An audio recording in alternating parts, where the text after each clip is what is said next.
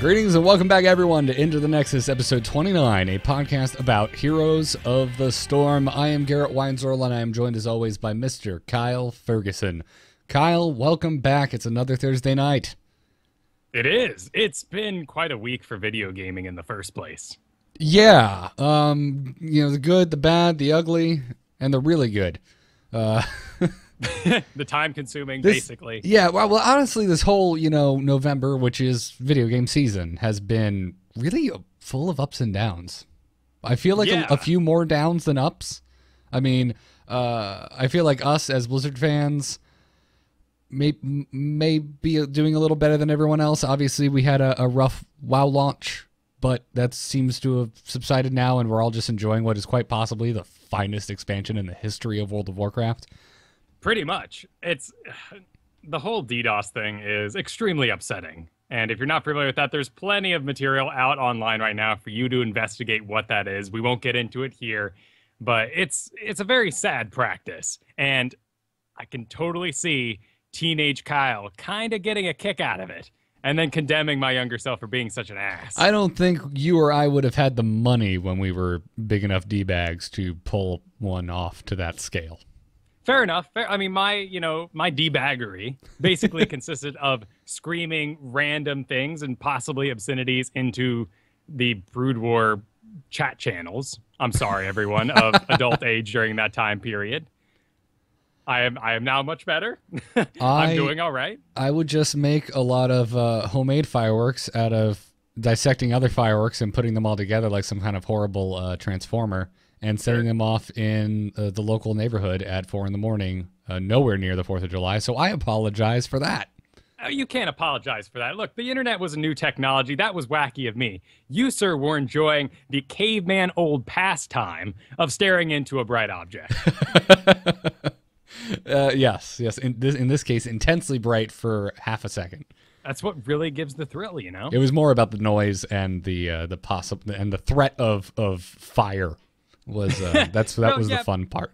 But it's contained. It's fun. Heroes of the Storm level fun. That's the explosive. You get in there, you're just gonna cram all your abilities all together and see what the heck happens. Maybe you win, maybe you lose. I want to apologize to all of the developers of Heroes of the Storm that were offended by you likening the project they spent years of their life and blood, sweat, and tears pouring into to some idiot kid taping a mortar to a bottle rocket just to see what happens. Oh, come on. If nothing else, they would be flattered by the mere fact that I have that much enter behind. Whoa. Like, out the smoke. Let's do it again, guys. All right, fair enough. Whereas MMOs, that's you got to have a lot of buttons in there. That's a hard bunch of work. I feel that's modern technology. A bit. I feel like we got a bit off track of our off-track conversation, but yeah, it's been an interesting November. We'll put it that way. So, we got a good show today. We got a lot to talk about. We got a contest coming up for you. But first, we got to kick it off with this week's news. We're on, boys! Ha-ha! Let's liven up this place! Can Stitches play now? Yeah, I love it when... Oh, cigar fell in the... Wait!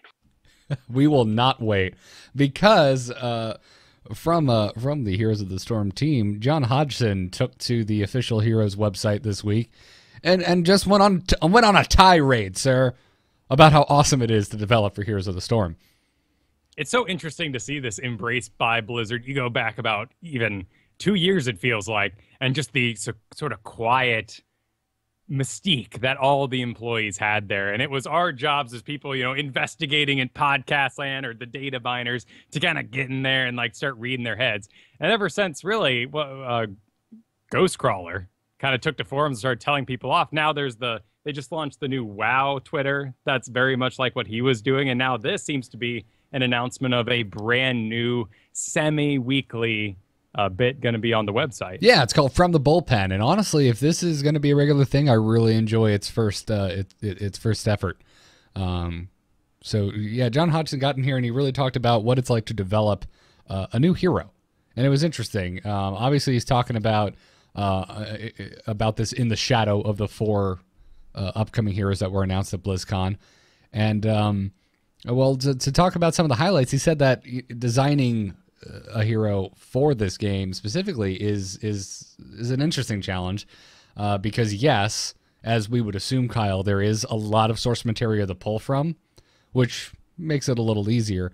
But then he also said the difficult part is, how do you boil down these incredibly iconic heroes to 5 abilities? Yeah, this is... I understand, like, any of these developers who get to enjoy this practice probably go back to the cubicle, type all day, work on code, do some 3D designing, art, all these other facets of the game. But damn, man, I have never been more jealous of a job in my life, because being able to sit there poring over books and video games, deciding, boiling down single heroes to what kind of cool abilities and what their archetypes are, that sounds like an absolute blast. I would love to be a part of that whiteboard conversation. Yeah, and he put an emphasis on the word feel. He said that the feel of a hero is really important to them, and I love that. Because we've played a lot of this game at this point, and we notice it. I mean, it's there. Like, you play Arthas, and it feels you feel like the Lich King. And you know what little I got to play of Thrall at BlizzCon, it was exactly what I wanted from Thrall. Yeah. So I think they're doing a good job, and hope they keep that as one of the important points of designing a hero. He also mentioned, and this is a direct quote, he said, there is some assurance I can offer that we're up to this task. There are 2 kinds of people that work on the Heroes team: incredibly passionate fans of Blizzard games who grew up with the Lost Vikings, StarCraft, Warcraft, and Diablo, and incredibly passionate fans who actually made those games themselves. Which, you know, hooray for fanfare. I enjoyed that little quote. Oh, man, it must be hard to give up something to the fans. Like, no, I made that game. I'm like, well, yeah, you know, I know you probably spent tons and tons of time 10 years ago designing that one ability, but that's not really iconic anymore, but I want it in there. Right, exactly. So here's an interesting question I want to pose to you, Kyle. Do you feel like they've missed the mark on any of the heroes so far? That they don't feel like... And I definitely want to ask you this, because you of all people are the king of role play, or the king of what someone should feel like. And you're very opinionated on these heroes that you play a lot of with in Warcraft 3 and so forth. So yeah, is there any that you don't think quite made it? So I've, of course, played a ton of Dota originally in Warcraft 3, you know, Dota 2 now on its own Steam standalone version. I understand sacrifices that have to be made so you can have archetypes.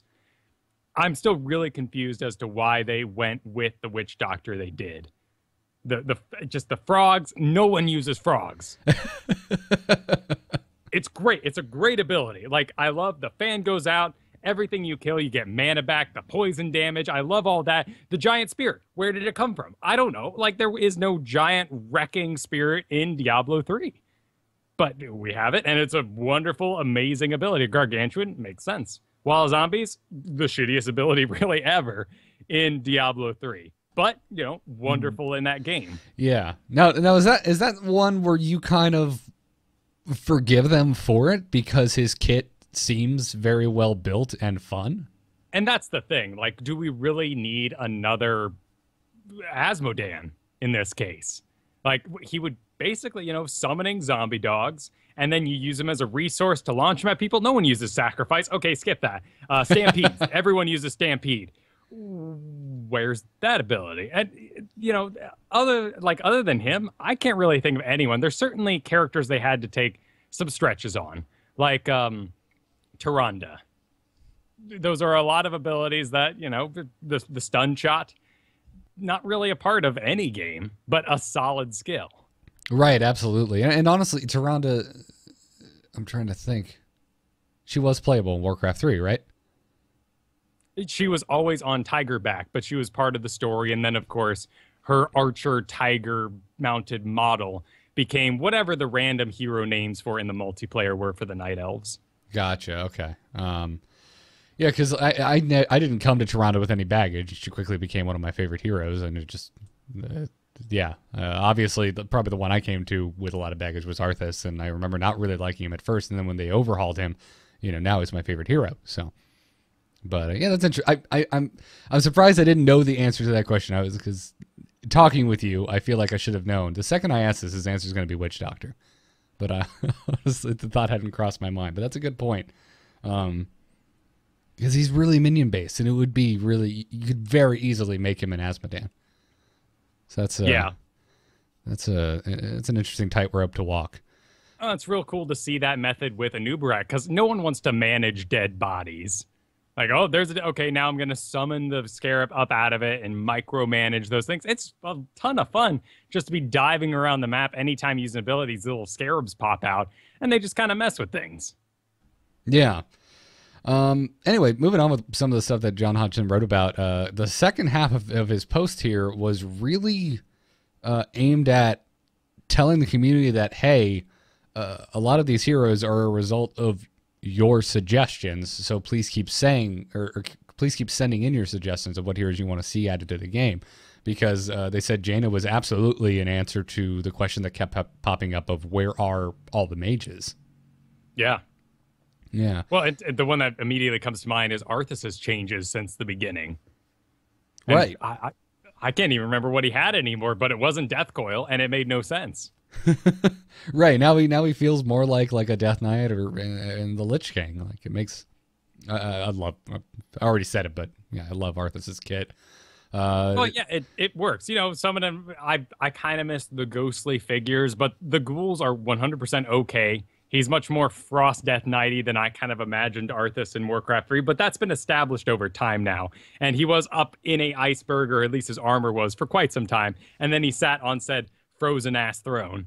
So, yeah, ice power is kind of, seeped up through osmosis. I'm okay with that. Right, and honestly, he does the new stuff that's kind of in there feels like it's osmosis from Wrath of the Lich King era World of Warcraft Arthas, and so it still feels like it fits. It still works. And they honestly they have to do this to make this kind of game. You can't really decide comedy or really lore by committee anymore, because these things are shared with everybody. I mean, look at the Star Wars prequels, and look what happens when the original, creator decides everything that's important. All the fans go, what is this? What happened? It's like doing a theater show, and you walk out the first night, you have no idea what parts are funny. People are laughing at bizarre places you couldn't possibly imagine. Yeah. I mean, obviously, it's a good thing, because, we've had, not to go dive too deep into Star Wars, because God knows we do that on every show we do, but, Star Wars seems like there weren't enough people involved after the original run to help keep in mind the public's love of Star Wars and what the public believes Star Wars is. Whereas you go and this is very evident at BlizzCon. You go and you talk to the developers and the people that are working on these games that work for Blizzard Entertainment, and there's so many of them, and they come from all different walks of life, that I think there's enough of them that public kind of opinion is there just within their team, and then on top of that, they're reading the forum every damn day and seeing what we have to say.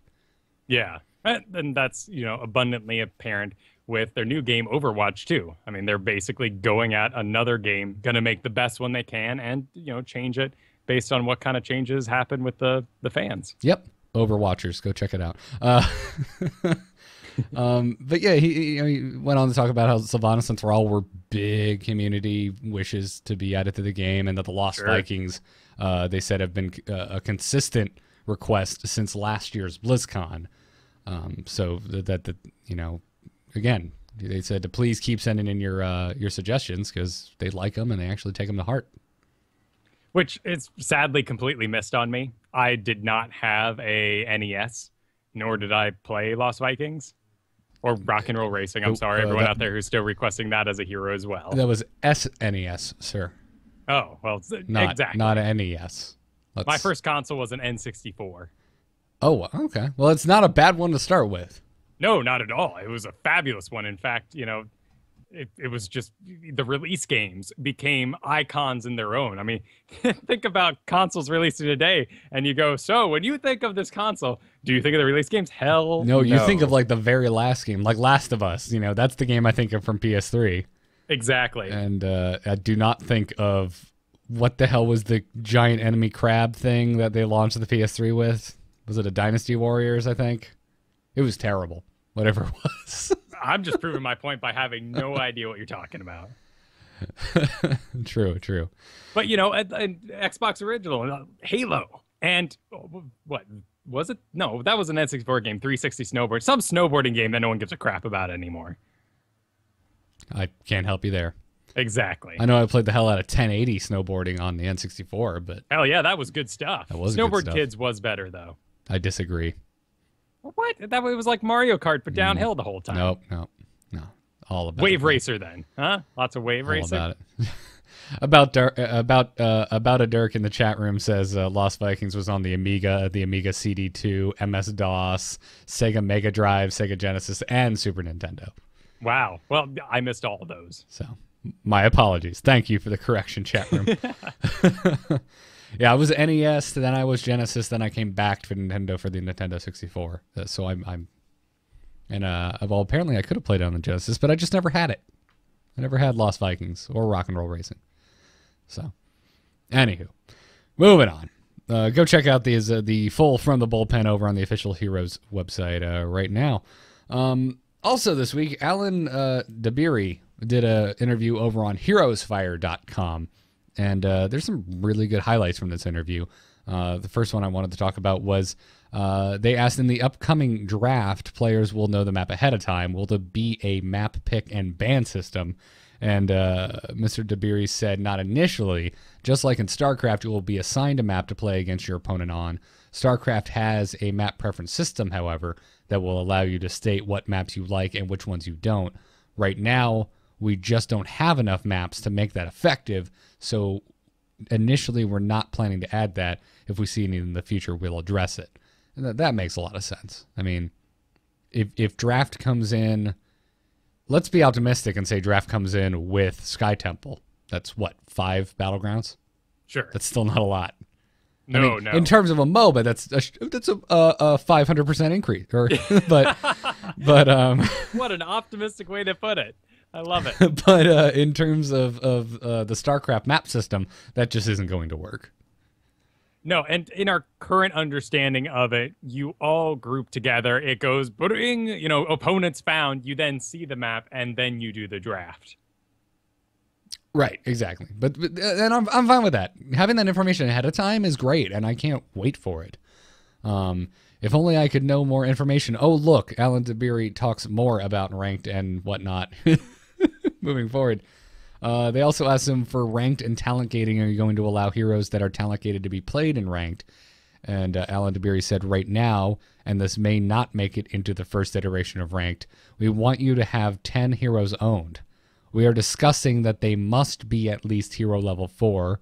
You must own them, and the free-to-play rotation does not count towards that number. There has to be some expectation that you've played these heroes before. We want the ranked experience to be more competitive and not just jumping in with just any hero. Ultimately, we're still discussing this. So that seems steep, but I understand it. But it goes back to kind of what we were talking about last week, where I feel like this particular game's free-to-play model is mucking up the system a bit. Right. I agree.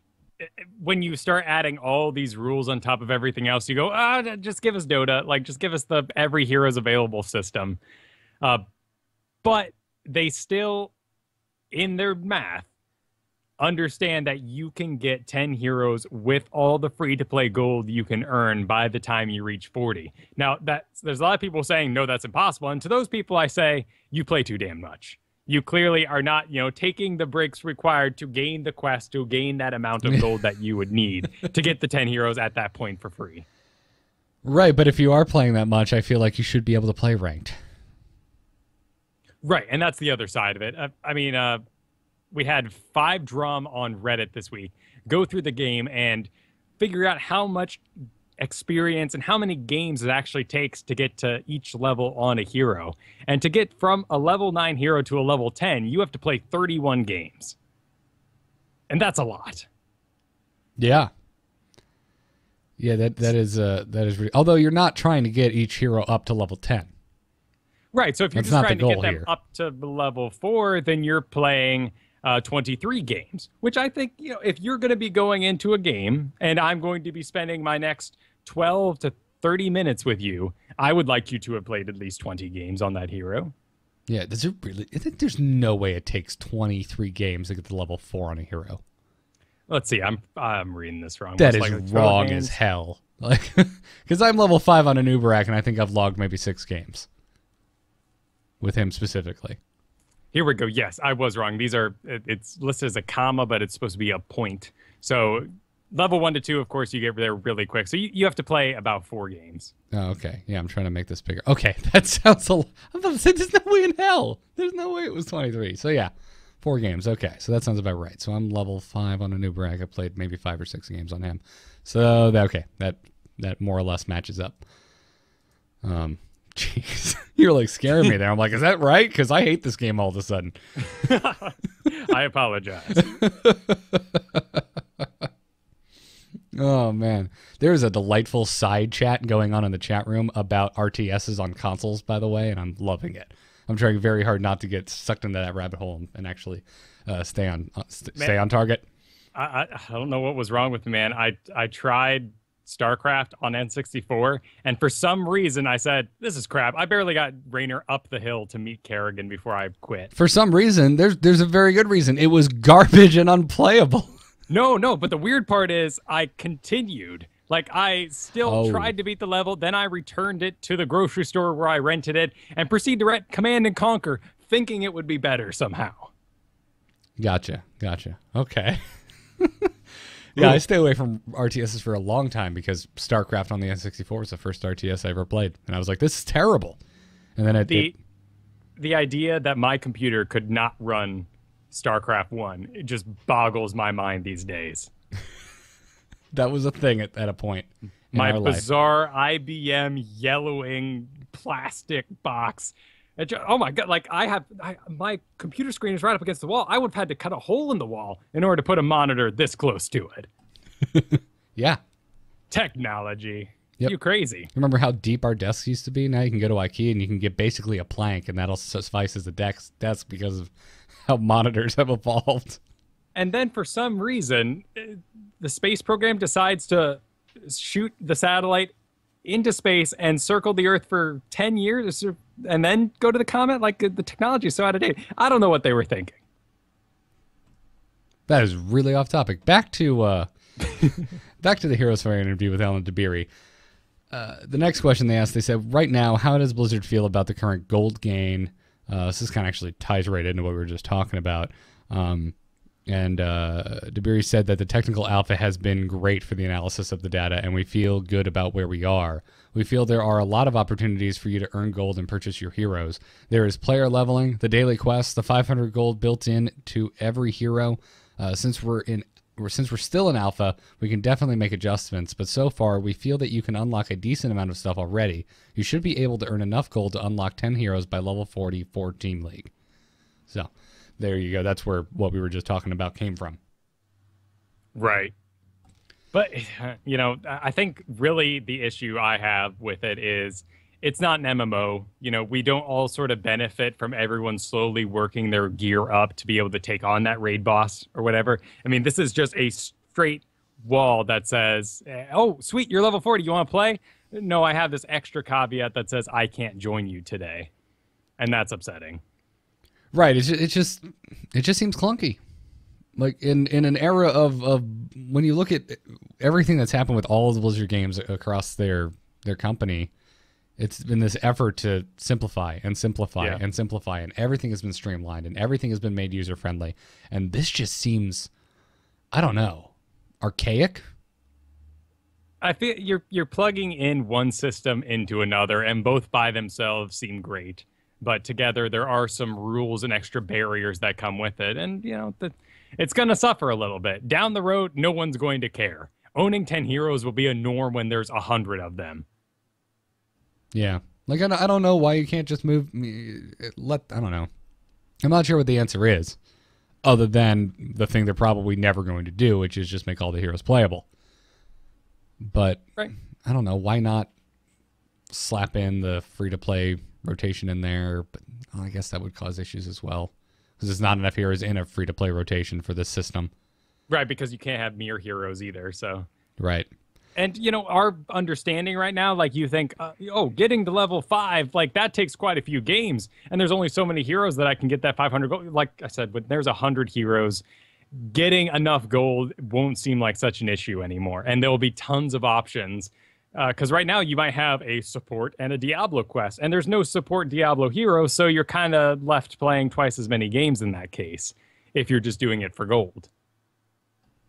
Right. Yeah, okay. Well, I don't know. I guess we're just going to have to see how it plays out. I feel like we probably won't have a huge issue with this. I mean, I've already bought some heroes. I feel like I'll have plenty of gold come then, but I don't know. It's just for when you explain it, I'm like, I can't imagine trying to explain this to a new player. It's just like, well, wait a minute. Why can't I just... And it's just like, well, cuz. Just cuz. That's the only answer I have for you. I think what really confuses me ultimately is if the MMR system works, we don't need all these different leagues. You should just be able to play wherever you want, and whatever your skill level is will place you in the correct box. Sorry, could you repeat that one more time? So if MMR works as it's intended, we do not need Heroes League, this extra draft league at, level 40 and level 30, and, then we don't need the Versus League. Basically, if you team up with a team, you should fight other teams like you do in StarCraft. And if you queue up solo or with one or two other people, then you should be placed in your correct MMR as that goes. Okay. But I'm not sure how it still doesn't really answer the issue. I'm sure they're trying to figure out with the draft system. Right, and you need it. You need it for the competitive aspect. My point is merely that it seems like we're having too many leagues, too many systems coming in when there should just be one overall team league and one overall solo queue system. Okay. Just and MMR should dictate everything in between.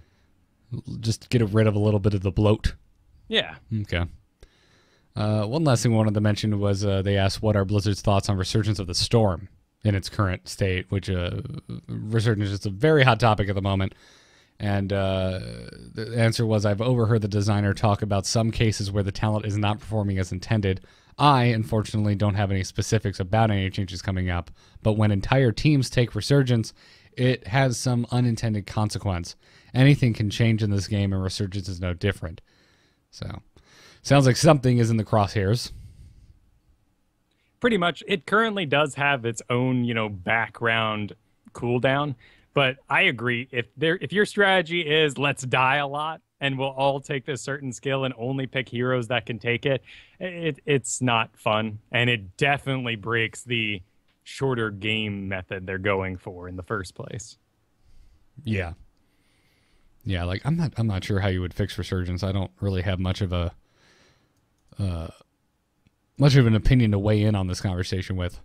I think you make it more special. Like Diablo, he can't take Resurgence because he, gathers up these souls, and when he dies... Well, he basically has it already. Yeah, so it'd exactly. Be dumb to give him Resurgence.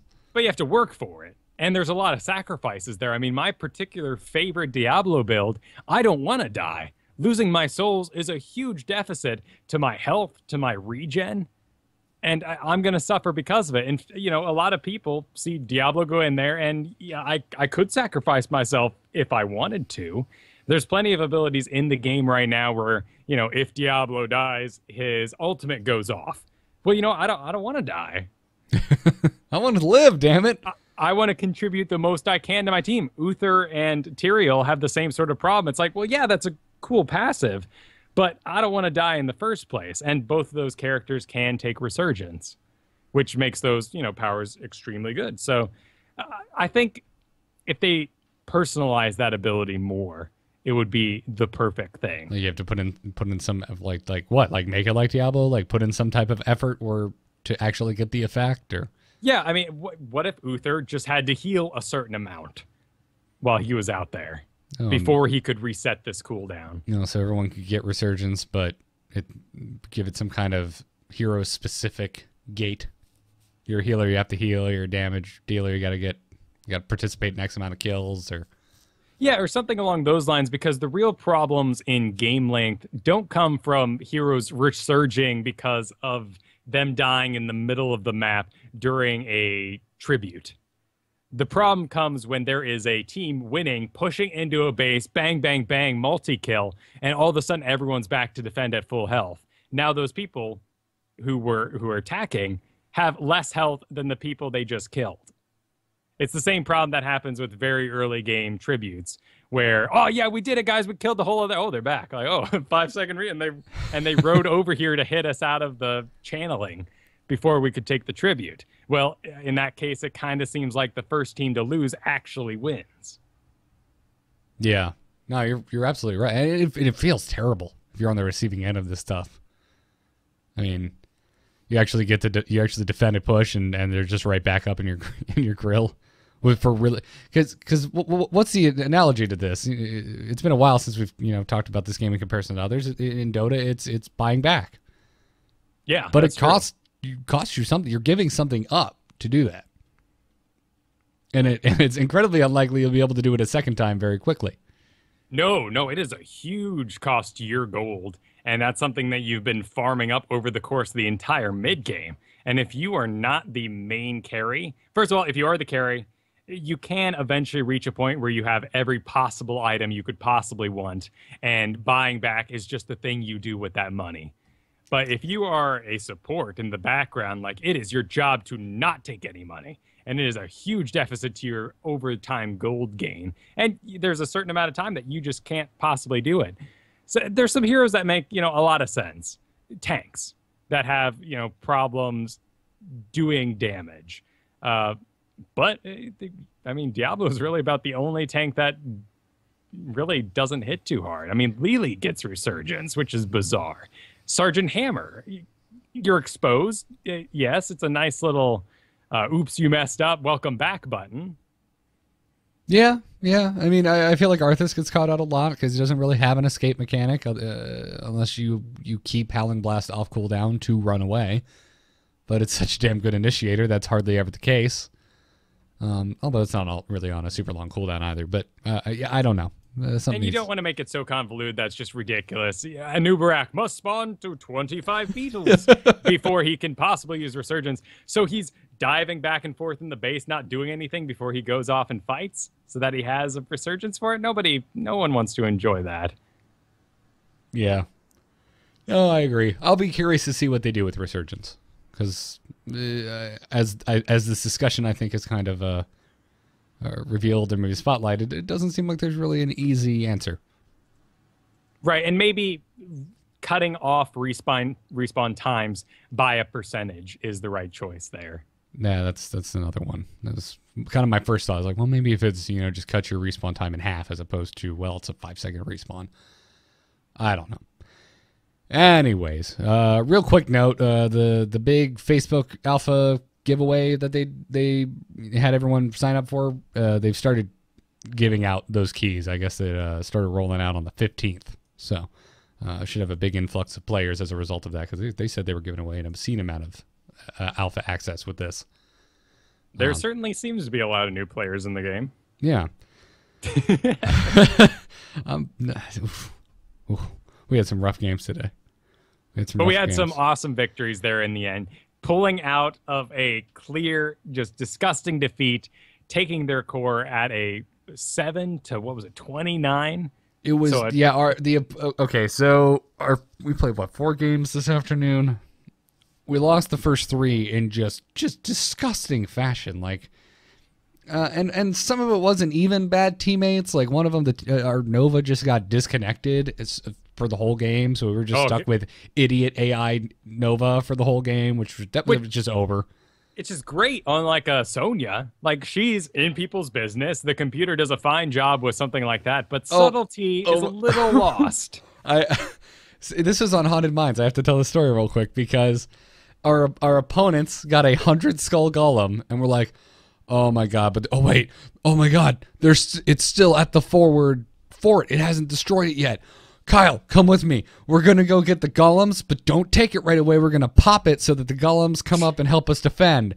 And we kill the golems, Or sorry, yeah, kill the giants, and here comes AI Nova, and I'm just watching this happen. Like, what are you doing? No, Don't step on that pad, Nova. I'm We're trying. waiting for it. I'm trying to ping on the Nova AI to get it to follow me, and it's not working because once that AI's got a thought in its head, it's just gonna pants on head, chase it down until it's complete.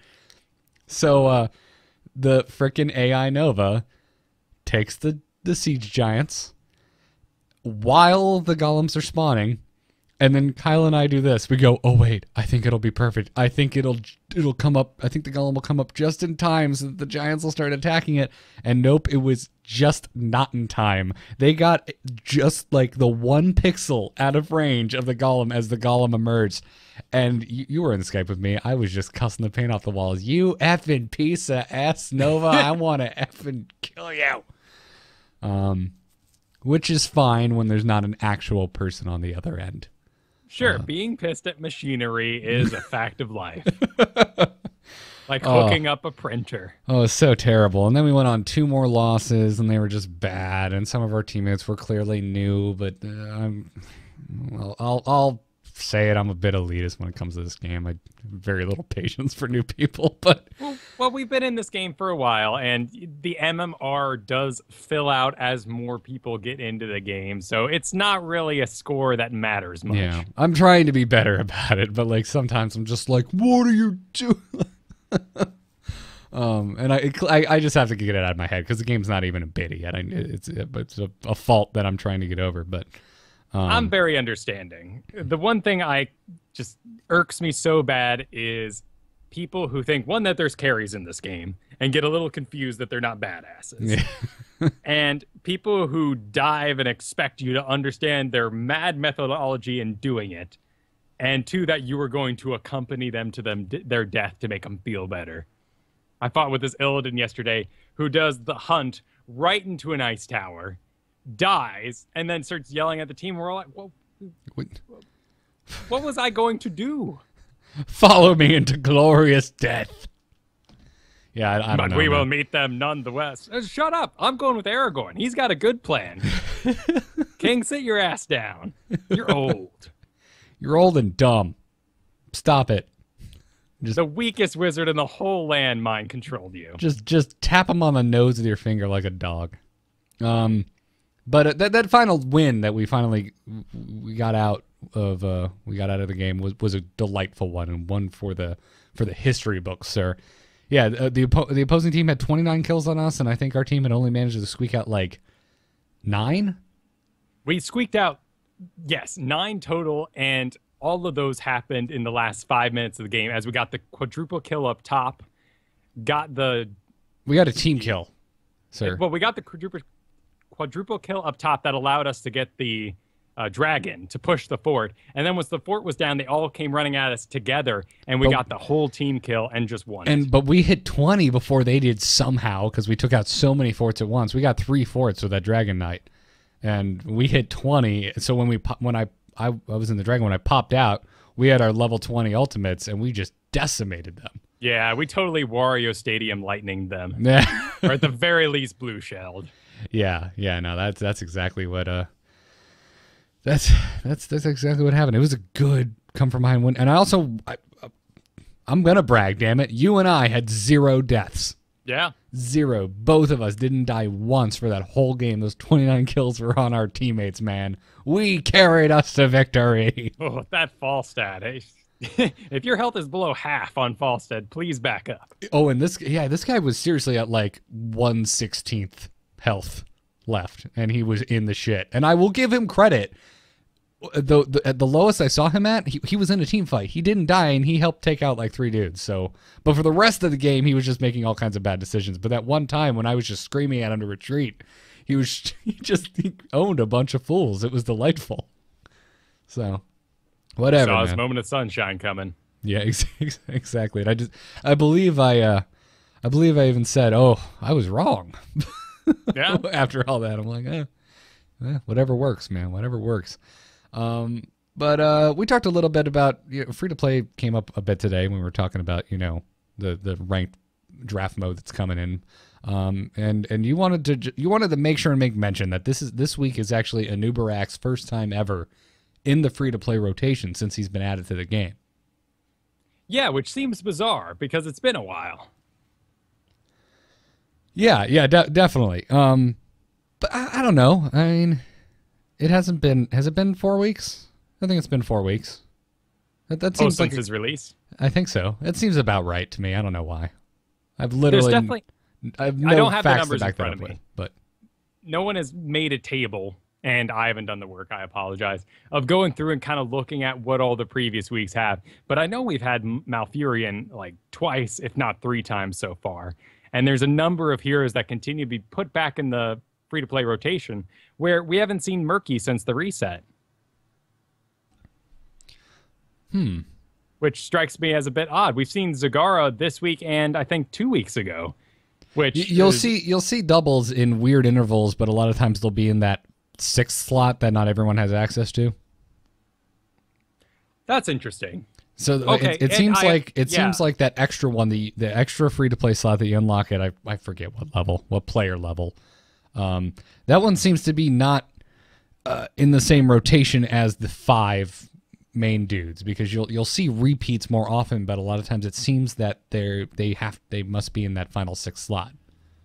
That's an excellent point. Yeah, level 12 and at level 15 account level, you unlock those additional slots. And, looking at the lineup this week of Falstad, Malfurion, Rhaegar, Vala, and Zagara, we were kind of in need of some warriors to be free to play this week. And if their thought process is basically, here's the free to play characters, here's the teams you can make out of them, and then we use these extra 2 slots to fill out the holes. 1, I could see why M.U.L.E is not really getting in there to fill any holes. But 2, they like to put the harder, more new heroes in that 15 slot like Abathur. Okay. Yeah, and as you see here, Anubarak is actually in the level 15 on 7th slot for the free-to-play. So, and Anubarak, honestly, I mean, I bought him a few weeks ago, but I haven't logged that many games with him. And that when we got on today, I'm like, I'm going to play the crap out of Anubarak, damn it. I was really excited for him, and I just, for whatever reason, every time I get on the play, I'm forced into a support role or everyone wants me to play Arthas. So I kind of drug you with me. I'm like, you just deal with it, man. This is what I'm playing. But well, that's because the support that I own is Tassadar, who is more like, well, we have a support, but we'd like 1 extra spell somewhere to kind of support. We have a support. Well, we would like a healer. That would be nice. And yes, exactly. As awesome as Tassadar is, he does not fill that void very well at all. No. And he's a man who should know things about voids, but apparently he doesn't. But yeah, Anubarak's not... I really like him, actually. I like him a lot. His kit is super fun. His burrow charge is one of my favorite moves in the game, I think. I love it. It's a huge range. Not only that, but you do... anything that's flying at you misses you. You become invincible for the duration of it. You pop up and do damage and a stun. And then you probably have another impale ready to go after you impaled, burrowed, 12 seconds passed, impaled again. Like, he is just a lot of control, in fact. Yeah. He can take a beating. The damage build route with him right now seems to work really well. No one seems to be able to figure out a push build with him. Because you've been reading up about it a lot, and I was asking you, I was like, have you seen any Anubarak builds? And you're just like, dude, no one knows how to make a push build work for this guy. It's that fascinating, like, crazy town where everyone's like, oh, I can make it work. Like, here, like, all I can think of is what was it, the past WoW expansion where everyone was trying to make sacrificing your warlock pet work. And, it's just too much damage. Like, do not do it. Stop it. I'm not sure everyone was trying to do it. I think it was just you. Well, I was trying to figure it out with a host of other people, and it was absolute crap. Yep. So that's what's happening right now. Everyone's like, if I put all these points into Beetles, maybe I can. It's just like, no. It's the same thing happening with Asmodan. You're like, man, I'm gonna put everything into my demons, giant demon army, for about 12 seconds.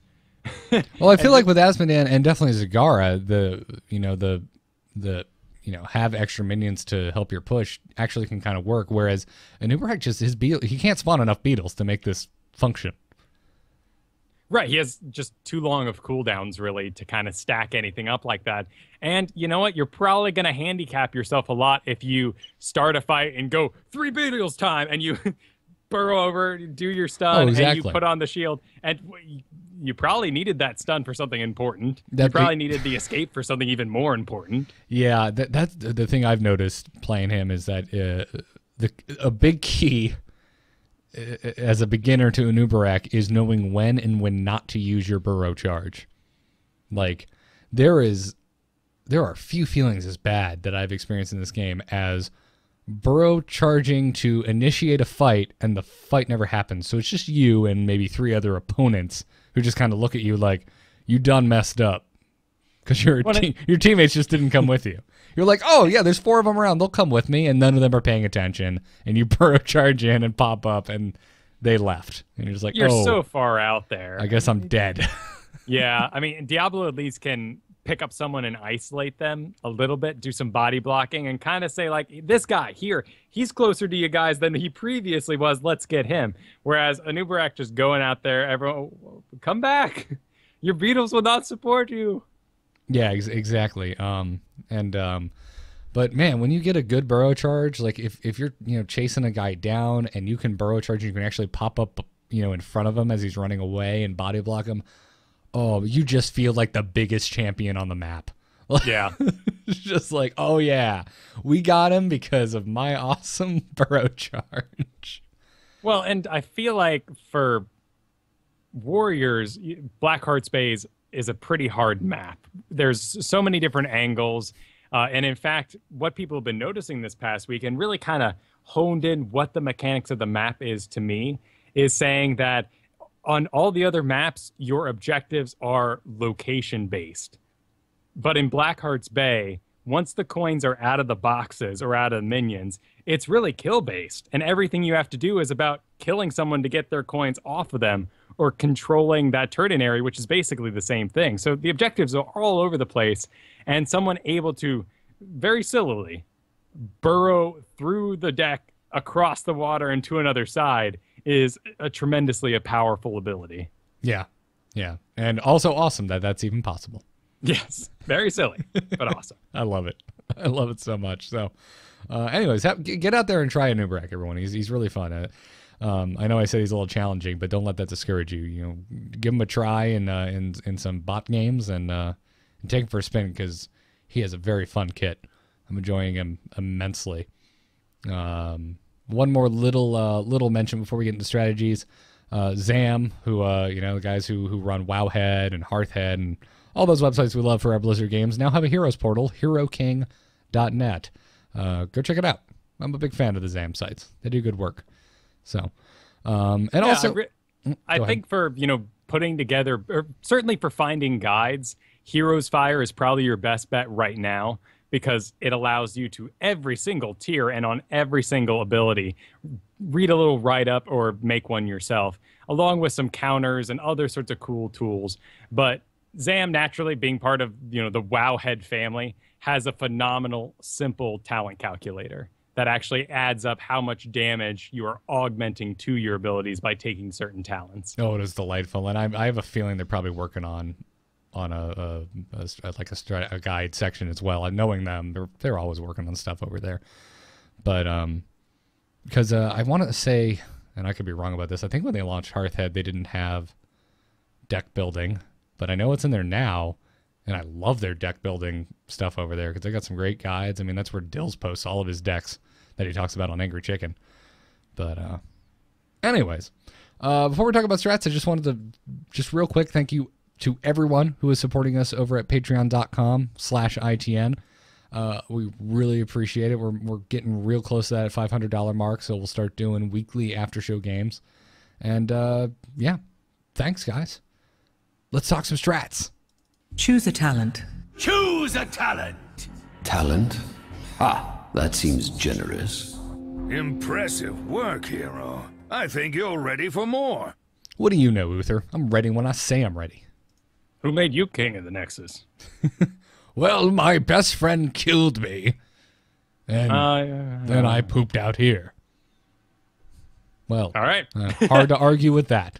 This is where all the dead characters go. Wait a minute. Wait, some people are still alive. Spoiler alert, Rainer and Kerrigan are dead. Apparently. Everyone's dead. Everyone's dead. Legacy of the Void, real depressing. Dude, I can't wait. I I'm cannot wait. too. I'm so excited.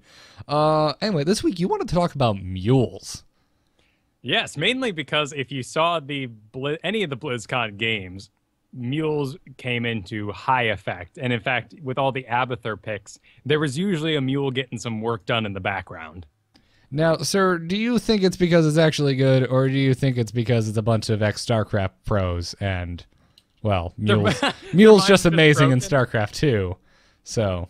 They're like, you mean a Zerg player can get mules? I have to take this. This isn't even a question. I love me my mobile utility lunar excavator.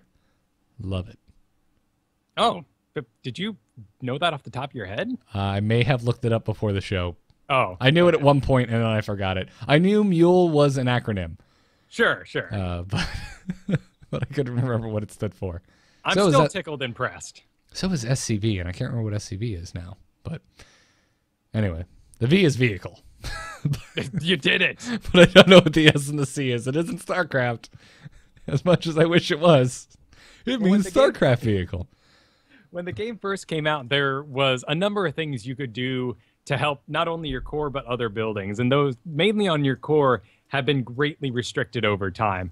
Biggest one was certainly Tassadar was able to put a shield up on your core, and you could defend for quite a bit of time after that. Now, it's basically mules and an Abathur hat that's going to allow you to make a recovery after your core gets pushed.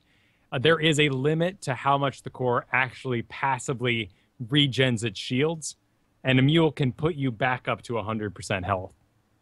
Yeah, it is kind of awesome. I know I made a joke at the beginning. I was like, well, is it really good just because it's good in StarCraft 2? It's really good. And this is a talent I feel like that's often overlooked. Well, it is, and it's often, squeezed into certain areas of the build that, are rather volatile. I really like that they're, of course, making these active choices. As fun as it would be just for, screwing around sake, to be able to, before you get in the game, go, I'm going to set up this build for this hero. I'm going to, lay this out for myself, and every time I level, I auto-pick this particular talent. But M.U.L.E is one of those that is absolutely situational. And sometimes it is amazing. Like, I remember going up against original Murky, and M.U.L.E was a 100% counter. But, yeah, like, here on Gazlo, M.U.L.E's powerful, but it's at the same exact level 7, as Mercenary Lord, which is an incredible talent for someone like Gazlo. A little bit. Yeah, it's that's a tough choice. I mean, I remember back when we first got in, we had some weird games on Haunted Mines where I don't know who the hell you were playing, but you got M.U.L.E.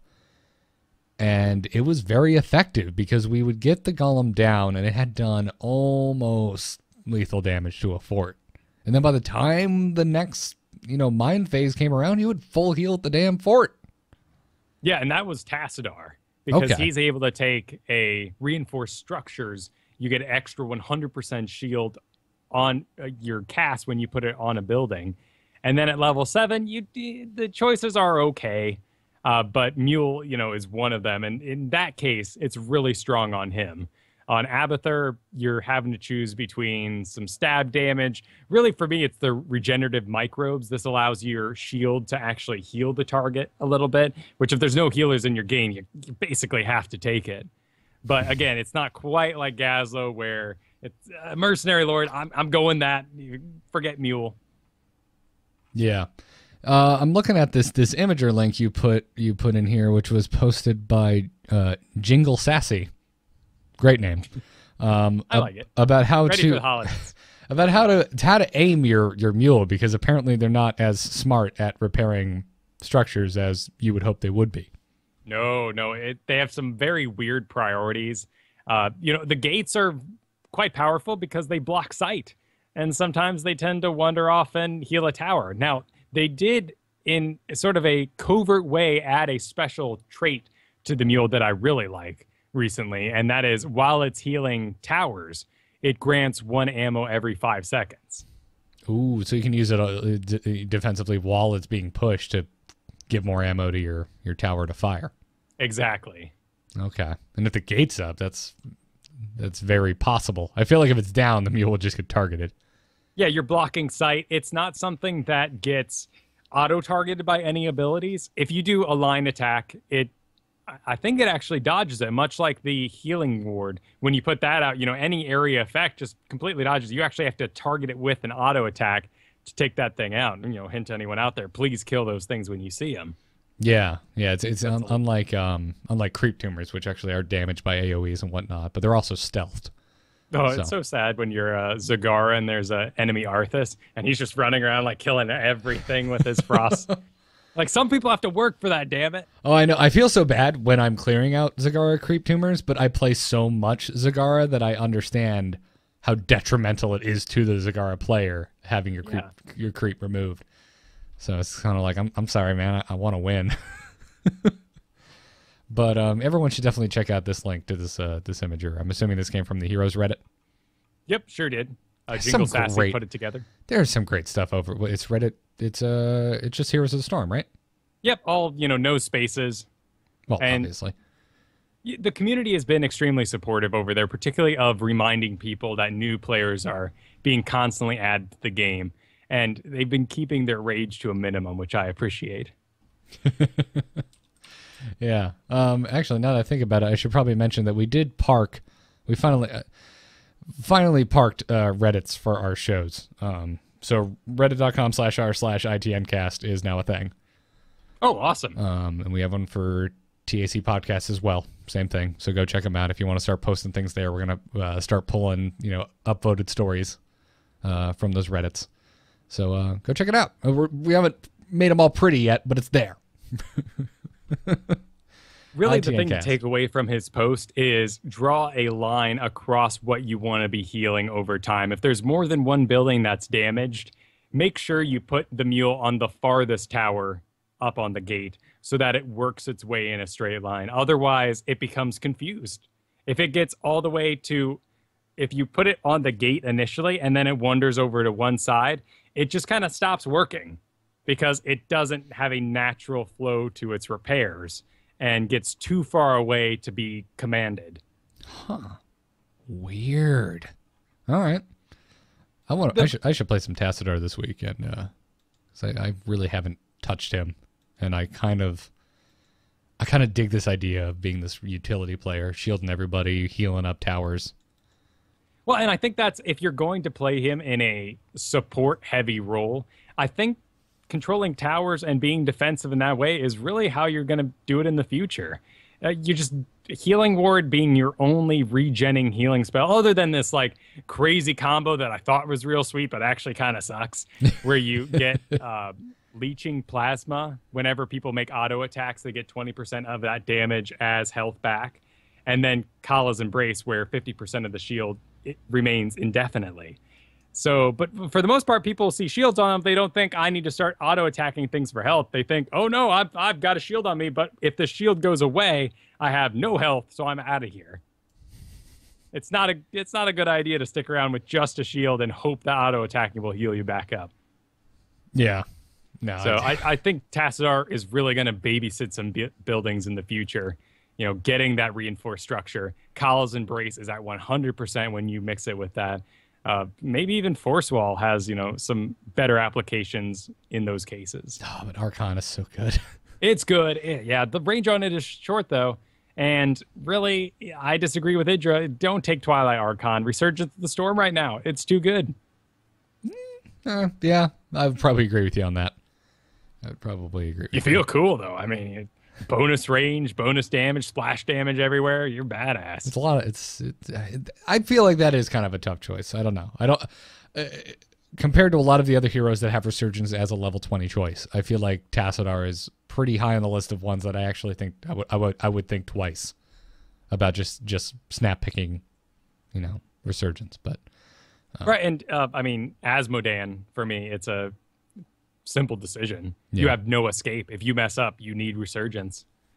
So just if you're thinking about doing some building support builds, you've got Abathur, Brightwing, Gazlo, Lili, Malfurion, Nazebo, Tassadar, and Tyrande. So in fact, Gazlo and Nazebo are the only ones breaking, and Abathur, breaking out of being a support character. And those are specialists. So you're not seeing M.U.L.E on any assassins or warriors. Oh, okay. I want an Arthas, damn it. I don't know why, but I want an Arthas. It's a cool thing to support, and healing the core and having the only spell that can do something to regen your core back up to 100 is amazing. Oh, absolutely. It could mean the difference between a win and a loss. And that means it's a good talent. So. It also gets people, it gets it out of their head that they can just dive you to win, and that's nice. Yeah. Yeah, absolutely. Well, shall we take some emails? Let's do it.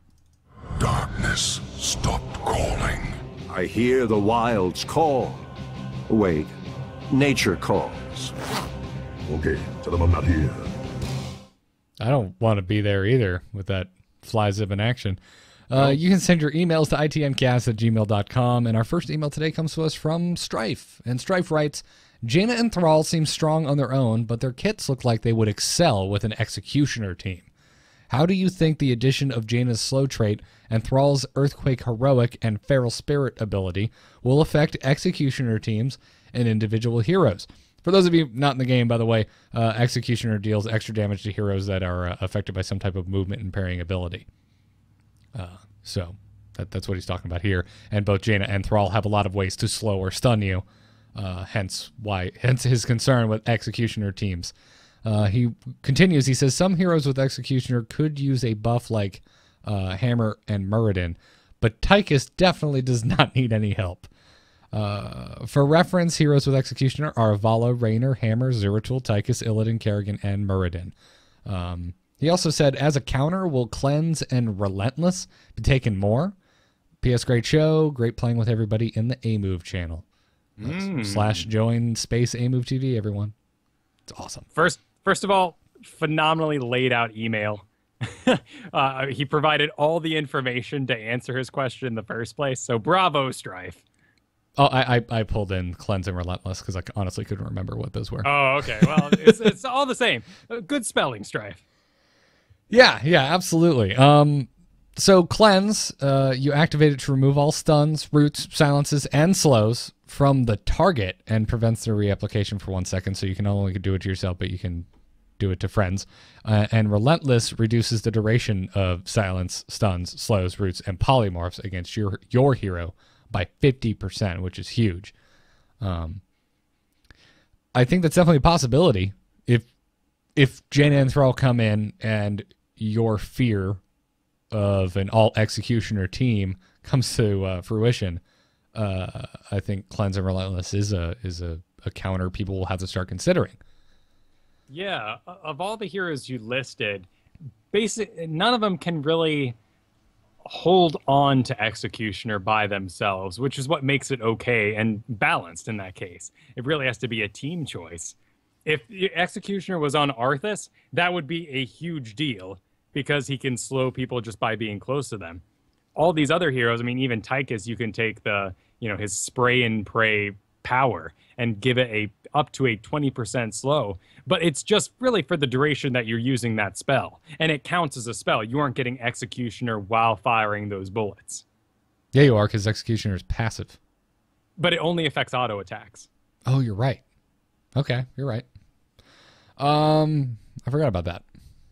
Yeah, so its basic attacks deal 40% more damage, which is a lot. And if you have a full stunning team and you're doing leaps on Kerrigan and getting in people's business with Zeratul, particularly with his ult, I mean, those are auto attacks. And Vala is just standing on the edge doing what she does best. Which auto attacks, yeah, pretty much. Attack moving. But you really do need a team to kind of back you up. And this is an excellent point, Strife. Jaina sounds frightening in this particular case because that's her passive ability. Even though her abilities say slows for exturation, everything she does slows for exturation. I feel like Jaina's going to hit the game and everyone who plays her is going to quickly realize that she has a giant target painted on her back. Exactly. It's the same thing that's happening with Nova this week. Hey, everyone, check it out. We made it through the whole show without talking about Nova. And Lily was brought up, and I didn't go off on a tirade. I know. It's good. moving on too quickly. But yeah, Nova right now is still a little on the broken side for some people, but actually most people, when the Nova pops up, no matter what she's doing, even if she's doing triple tap, you just dive straight for her and she's dead. Yeah. You have to be really good at the sneakiness to get away with a kill. And there are heroes like Anubarak in the game right now that can, with multiple stuns and abilities, hold down a whole group of heroes on lockdown for 3 seconds, whereas Nova will maybe remove a single hero from that fight. So it's not such an issue anymore. Yeah. No, I think Nova and Jaina are gonna. I think Jaina's gonna have to play very similar to Nova. I think you're gonna have to be really mindful of your surroundings because she does not have a lot of hit points. Mindful of your surroundings. Batman's gonna show up and kill her with the train, but and I mean, to that point, when Jaina does come out, this is going to be an issue because your first reaction when you have an ice bolt flying at you will be to turn around, and Jaina will be on your butt the entire time, frosting you. Yep. Yeah. And if you're playing against Jaina, you need to mind your surroundings to see if it's actually safe enough for you to dive on her, or if you should just retreat. And even though if it might take you a while to complete your retreat. But which, to that point, like, I've been seeing a lot of Novas taking Bolt of the Storm, the short-range teleport, which is just, one, amazing to hide in a bush so that you can't be seen walking into said bush, but two, mostly to just get out of the way. And if Jaina has that, there's going to be some pain in store for us all. Oh, yeah. I'm not sure if she did when I played her. I honestly don't remember. I don't think she did, but we'll have to see, and things can change. Anyway, thanks for your email, Strife. I really like this one. It's a really good thought. Well, and Cleanse is such a bizarre talent. Yeah, our sort of World of Warcraft minds go, removing debuffs. Like, everyone needs this. Yeah. But it's only on Brightwing and Uther at the moment. Right. It's... Yeah, I mean, it's a good point. It doesn't really exist on enough people. I'm surprised more support don't have it. Like, why doesn't Malfurion have it? He's a pretty, hardcore healer. Yeah, and my first reaction is, these heroes don't have escape of mechanics that they give. Oh, no, wait, Brightwing's passive gives you a boost to your speed. All right, well, then Uther's the only one that works into that archetype. Wait, Brightwing's passive gives you a boost to... Oh, not passive, her basic ability. Pixie Dust. Yeah. The E ability gives you a boost to your speed. But it's also really good as on your teammates to stop them from dying and help them close the gap. So it's on cooldown fairly regularly if you're playing Brightwing correctly. But anyways, yeah, I'm not sure about Cleanse. I think Cleanse just needs to go on more heroes.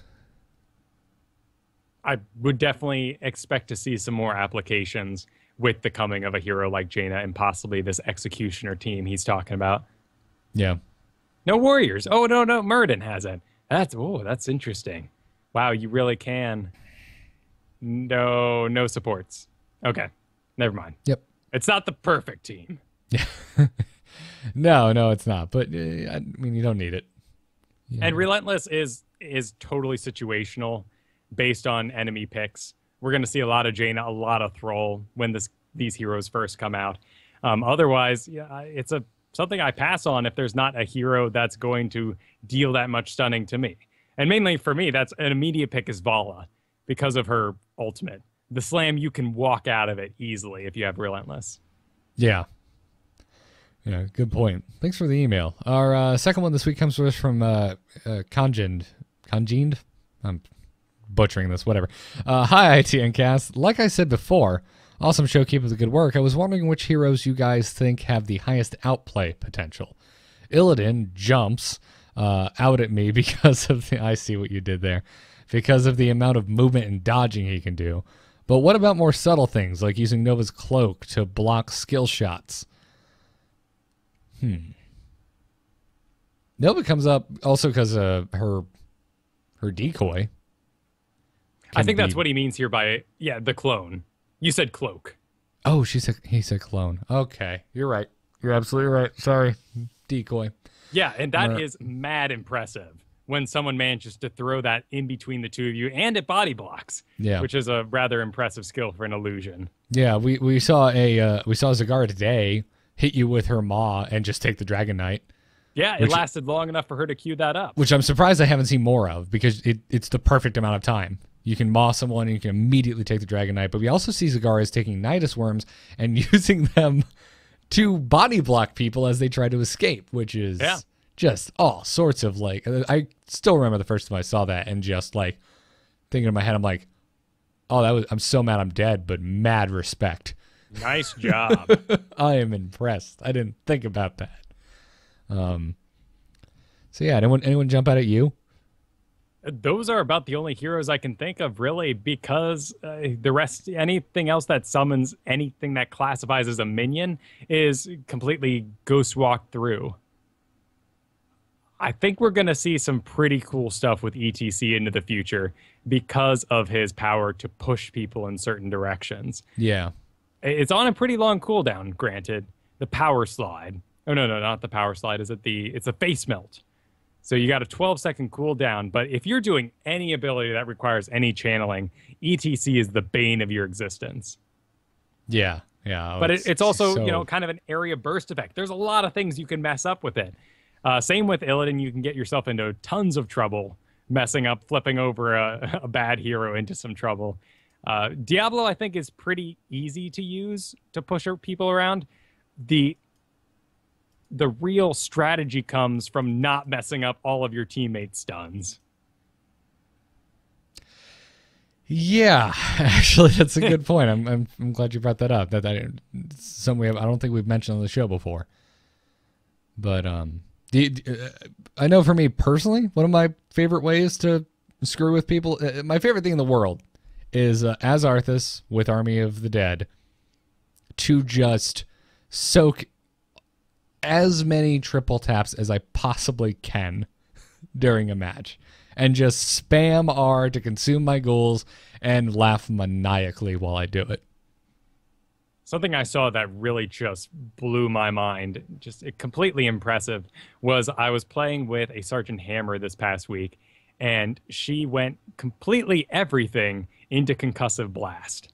And I hadn't really seen anything like this. She used the wall that she put up to not only put the talents into to push them back, but she would push them back into corners and then lock them behind that wall that is created, the barricade at level 13.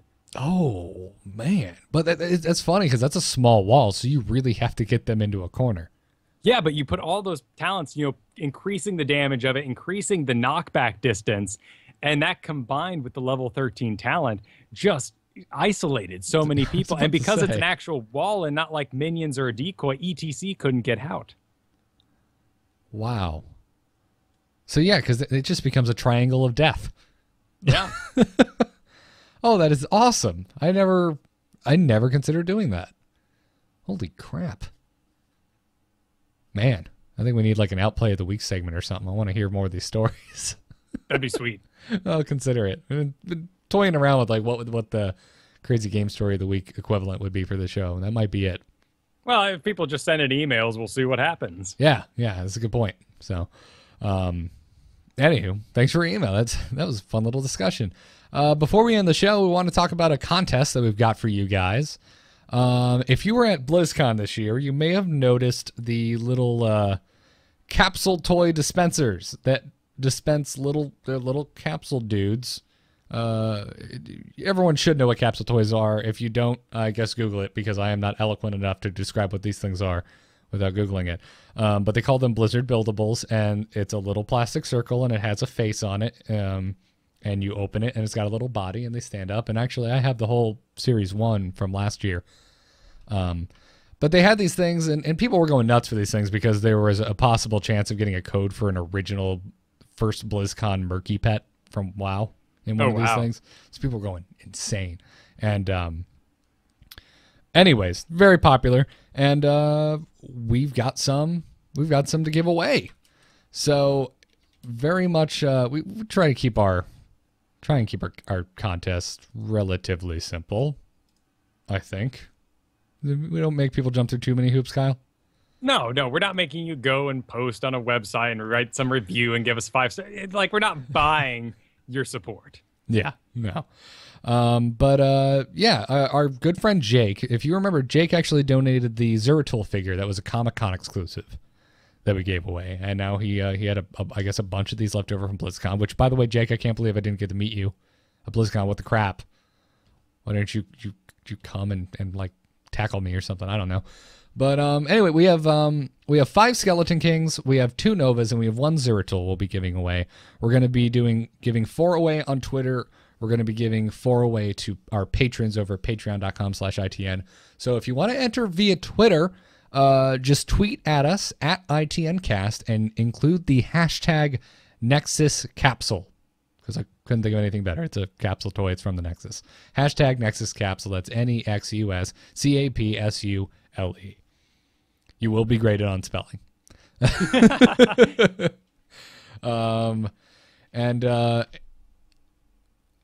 do need to make a mention, because we've done contests in the past and didn't think to mention this, and it ended up kind of biting us in the butt a little bit. You need to be a U.S. resident. Because, holy crap, trying to send anything other than like a business card outside of the U.S. gets absurdly expensive. And Jake is being so kind as to do all of the shipping for us, and we don't want to charge him an arm and a leg to ship these things out. Oh, that's awesome. Yeah, he volunteered. He's like, yeah, I'll take care of everything. Just send me the winners. He's like, I got it. I was just like, you go, man. And also, if you want to enter via Patreon, obviously, you need to be a patron, but there'll be a post up tomorrow. If you're listening to this on the podcast, it's probably up right now. If not, just check back in an hour or two. So go to patreon.com/ITN. There will be a post specifically for this contest, and just comment in the comment section. Leave a comment in there, and I'll be drawing 4 winners randomly, and we'll let you know. I'll announce them on the next show, and good luck. These things are cool. I really like them. I totally forgot to get Series 2 this year, so I'm a little ticked. It's hard not to spend a ton of money on what is basically the Gashapon machines in Japan. Yes, actually. It's hard to not spend a ton of money, period, at BlizzCon. Well, yeah, that too. I had so many of these for Gundam Wing back in the day. Oh, man. I had a bunch of the model kits for Gundam Wing. Oh, well, yeah, they sold them at Toys R Us. I mean, how could you got your little model pen to draw the little robot things on there. Oh, jeez. It's still in my closet, all of them. I've threw mine away because they all broke while moving. Yeah. I was like, sorry, Death Scythe. You were my favorite. Oh, my cat stole my Death Scythe head. I never found it again. Really? That's amazing. And he stole the body, too, off whatever the one with the dragon fire hands were. Oh, I do not remember that one's name. That was always my least favorite. You know, he was just, everyone was having a cool fight, and then he was just in the background burning things. You're like, well, I guess that's what you would do, sir. Oh, man, that's going to drive me nuts. This is Wing Zero. It was Heavy Arms. It was Death Scythe. It was, oh my God, what was the other one with the sides? I actually liked that one. Oh, man, so there's 2 of them I can't remember the names of. Now I'm losing my mind. Anyways, doesn't matter. Good luck in your Blizzard buildable contest. We're actually not sure if we're going to be able to record an episode next week because of Thanksgiving. It's kind of tentative at the moment, but keep your eyes on the Twitter at ITNcast. Whatever the case, we'll be posting we'll be announcing the winners on next time we do an episode. So check that out. As always, want to thank some patrons this week. ITN is supported by our wonderful patrons. That's why we don't have ads at the top of the show anymore. Just a big fat thank you to all of you. If you're not a patron and you enjoy what we're doing here on Into the Nexus, you can opt in to support us over at patreon.com/ITN. Completely opt in. The show will always be free. And this week I wanted to thank Mystic Spider, Jonathan B., and William K. Thank you guys so much for supporting Into the Nexus. Really appreciate it. And also, if you're leaving us reviews on whatever podcast catcher is your favorite, thank you very much. This week from the iTunes store in the U.S., thank you to Pumpkin Bob, whose name made me smile, and Sean Johnson. Thank you guys very much for your reviews. We really appreciate it. Please drop us a review if you haven't already. Chat room is reminding us of the Gundam names. Thank you very much. It was Sandrock and Naraku? Probably not pronouncing that right. So, Gundam Wing. I watched the crap out of that when I was a kid. Yeah, but the politics is always so boring.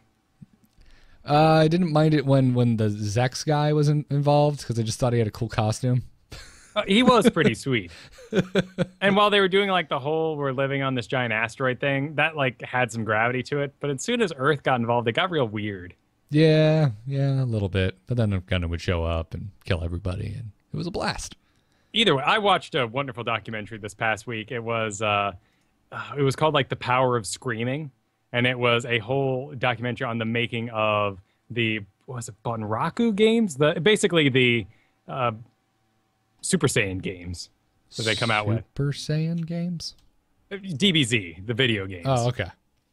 But It's just hours and hours. It's basically 2 hours of screaming etiquette. How to scream for several hours. And watching people do it in booths. Oh, that's amazing. So it's like about voice acting, but about voice actors that have to yell a lot.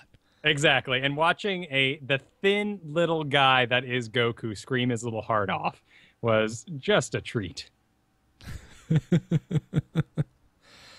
Oh, awesome, man. I need to look. Is that on Netflix? No, it was just a YouTube thing. Oh, damn. I'll have to look that up. That sounds fun. As always, Into the Nexus is produced by amove.tv and our Patreon producer, Declan H. Thank you, Declan. You can see more about this and all of the other AMove shows over at amove.tv. You can email us at itncast@gmail.com or continue the conversation over on the forums over at forum.amove.tv. But I really want to promote the Reddit because I use Reddit so much more than forums nowadays. So I want to see if this works out. It's ITNcast on Reddit. So go over there, submit stories you'd like us to talk about. Upvote them, downvote the ones you don't like. Be nice to each other, and we'll see how this goes. Catch us live every Thursday night at 8 p.m. Eastern, except probably not this next Thursday. Actually, definitely not this next Thursday because of Thanksgiving, but we may record something early. I'm not sure if we'll figure it out or not. Because the reason why I'm leaving Wednesday night, so I don't know what the hell's going on next week. It's all kinds of crazy. It is a bit of a holiday here in America. We make a big deal out of it. A little bit. Honestly, I've see the fam. I've never been like huge into Thanksgiving. I like turkey, man. I love it, but it's about seeing the family. I like having an excuse to go chill with the family. So yeah, but the older I get, I keep thinking like, man, if I just do my holidays like 2 days late, everything's so cheap, and I could buy like 5 turkeys. Turkeys aren't that expensive. No, they're not. In fact, for something that was once alive. Yeah, they're not that bad. And where Katie works, they give her a turkey for free every year. Oh, just send her home with a turkey that we never end up freaking cooking because we do Thanksgiving with other people. So I'm just like, can you tell them to just give it to someone else? I feel like I'm wasting this damn turkey because we're always like, one night we'll just cook a turkey because why not? And we never do. Oh, it gets thrown out, like freezer burned and stuff? At some point, you just kind of forget about it. And then you're just like, oh, yeah, there's a turkey at the back of this freezer. Crap. Do you have a crock pot? I do. Okay, you need to make some soup. Okay. You got to cook it, throw all the bones in there, make some soup. Have a good time. Oh, that sounds tasty. Sounds real tasty. Follow us on Twitter at ITNcast, where we do not talk about turkey. Big thanks to Brian Griffith, the musician who made our intro music. His website is briangriffithmusic.com. Kyle, where can folks find you? You can find me over at a number of places. Did you already say my Twitter? Well, actually, I'll just say it again. Because I'm 4 followers away from 800, so you should make that happen. What? No, we need to get you to 1,000. We need like 2,000 or 200 more followers from Mr. Kyle here. I'm so humble. So I will celebrate in my own house at the 800 mark. Well, I don't have to be humble for you, so everyone go follow Kyle right now, at Kyle Ferguson. 2 S's, please, in that 2 name. S's. You can also find me at kyleferguson.com. And you should listen to this last week's A-Move Radio with the full intervention of Kyle Ferguson about World of Warcraft and joining said game, which I did, and I am, of course, loving it. Yeah, spoiler alert, it started with Kyle saying, I think I'm done with WoW, and ended with Kyle saying, I guess I'm back in. Yep, pretty much. And you have been, like, thoroughly enjoying it, right? No, dude, yeah. The Warcraft back in Warcraft is just... It's everything I wanted from WoW in the first place. There's a lot of war in my Warcraft. Yeah, in a new location, like this is what brings me back in. Vanilla, it was all about following the path of Arthas for me and being like, oh, there's Stranglethorn. Oh, there's, just run around being a part of that world. And now it's about the Iron Horde coming, building your base. I just got to Terrakar Forest today and picked up the Arcane Sanctum, is it? And started a really badass quest line there. It's just, it's awesome. Oh, you went to Khadgar's tower? Yeah. I knew the second you saw that you were going to lose your mind. I walked out there, and my first thought was, oh my God, this is awesome. My immediate second thought was, Kyle's going to love this. Well, and first thing that pops up is Jaina says no, and I'm like, yeah, he told him off. I'm with this guy.